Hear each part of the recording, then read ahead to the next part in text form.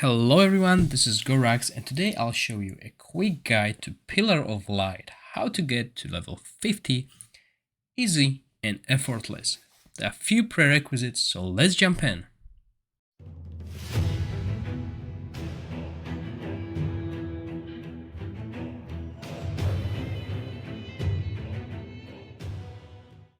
So first, let's talk about what the boss does, because here's the issue here. So the boss Pillar Giant Spirit Bright, he has a damage reduction for each surviving Radiance element, and it is 40% per each, so when there's 2 Radiance elements, he's got 80% damage reduction. So we need to kill at least one. Now, he also deals damage, radiant damage to all enemies within range and heals the radiant elements by 1500 attack. So we need someone with healing prohibition or burst damage. Other than that, he also deals radiant damage and grants ally protection to the elements. And he's immune to any control effect. The radiant elements deal damage to enemies within range and ignores 50% of their defense. All those fights here are basically to slow us down, so we want to get through them as quick as possible, and they are quite tricky as well because we have Mepharsi here with Resurrection and Death on this level, and we got Kamaris as well. So it is quite annoying, but it is there to slow us down. So on top of, pushing through this to get as much time as possible until we hit the boss, then we need to deal with the boss. And as you can see, my teams, we can only use Radiant and Lightning teams here, and two of my teams are, well, Radiant team is quite cool, but the Lightning struggles. I got Tarivol, who does a lot of single target damage. I'm not bringing him here because I need Nessa. I need Nessa to apply healing prohibition, and lucky Nessa has a 100% chance of inflicting this healing prohibition as long as she has enough accuracy, and she also has attack penalty 2 here. So that's quite important. We could also bring Shug to reduce the attack penalty and recharge speed penalty as well, which is quite useful, and we also will remove the energy here, but this works better. In the front, we have Garius. We use Garius in the offensive equipment to make sure he survives as much as possible, and also his heals scale with defense. One ultimate is enough to top everyone HP to 100%. I'm using attack aura from Huberg, but if you don't have Huberg, you can go for defense aura or even an attack aura here, but Huberg aura is huge in this because he is actually, built toward this. And on Nessa we use self-healing equipment or accuracy, which will allow us to hit this accuracy easier, but since I have Witch's Remain, I'm using it here. She will also apply defense down through it. If you don't have Witch's Remain, you can use Crown.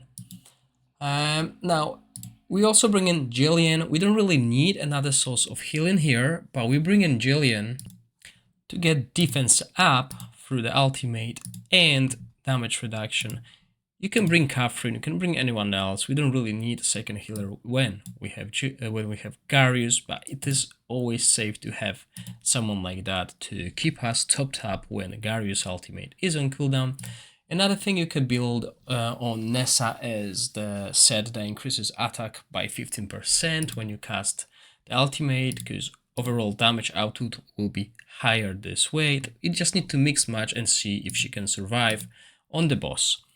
Then our main damage dealer, Huber, with 100% crit rate, huge crit damage, and Eyeball of the Giant to boost his ultimate. His damage is coming from the ultimate when we enable, especially when we enable him through Rally, which our last hero will do. And as you can see, he doesn't have scrolls leveled up, but this team was able to clear it up to level 50 with no hassle.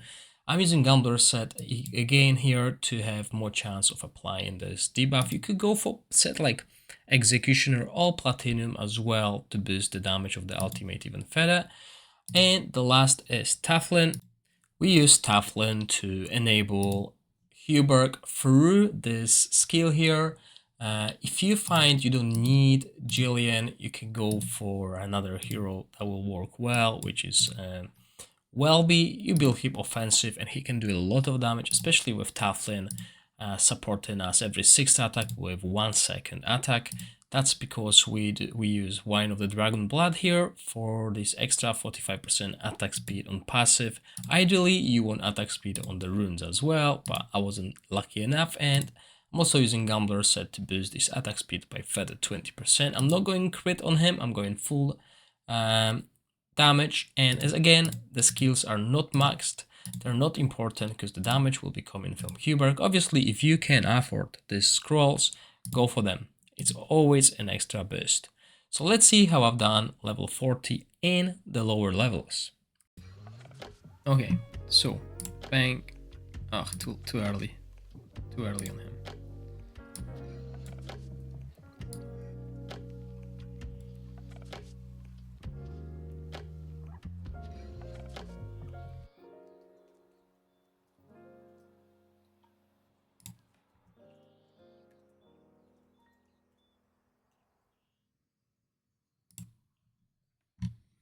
Okay, we heal back.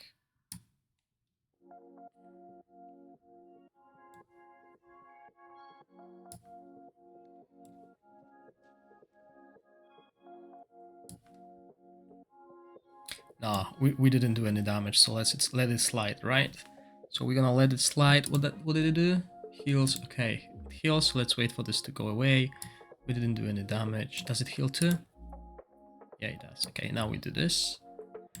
Because we're gonna stick the damage. And we can absorb 2 of them. Good. Oh, we are close to dying ourselves, but let's go this way.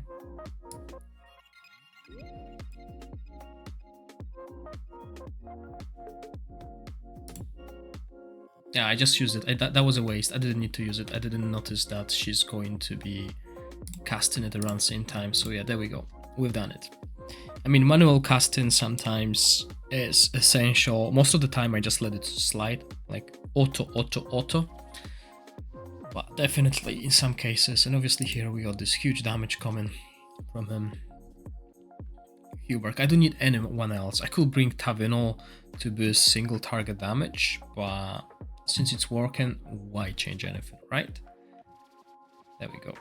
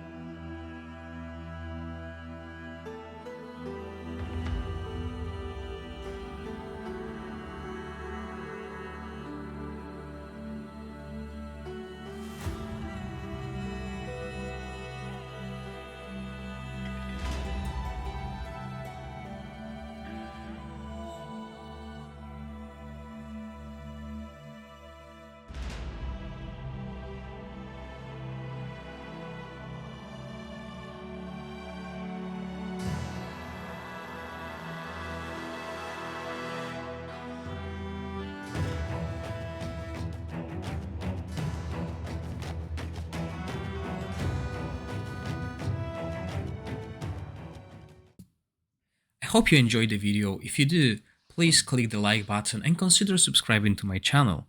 As always, thank you for watching, stay safe, bye!